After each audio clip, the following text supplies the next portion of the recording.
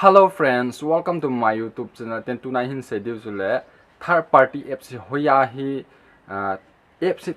atamji in na hi ma hoi pen third party hi iti head du ham chu kahin web sa den hoya ko na vet du ham chu kahin web sa den je chun abula ko na zone again hin web pen na video hi interesting din te head na be head na ten cha ko na thil ka ki hi lai thil ka head be na til lung se ten like share subscribe hin bot video na kahin tem okay ki bat masang comment chula bunga hin ki pan ka video ha abula ko na zone again hin web pen ki pa thu kahin se na direct pante sa screen na kahin pe den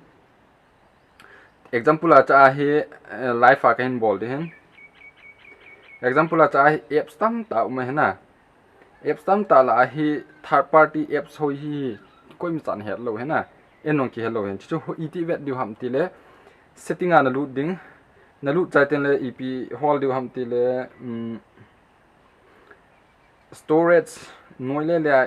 additional setting ki ti na additional setting a hi lu du he chai khat ga se nom phone do se ki bang point additional setting min ti he ma sung lang ho ki bang lo mai the lo additional setting lo mai the na ho chun na ve un lang ten la adang ho chun chu den a phone a so ke ai ma hoi lai pe na ep amina ki se pham chuan chu ka sei thei poi na ema cha hi realme phone a wang hi additional setting an ilu du setting joten additional setting kit in cha ilu du ilu cha ten cha hi language min process manager min cha hi process manager a ilu du hena process manager a ilu te deep clean up min ten cha hi kisuna na third party apps kiti umai ha cha ho zo se third party apps in ki hon na hon bo chu de han app zo se chu na hon ding ai ma chu na hon la chu third party apps hi chu ma min tin ta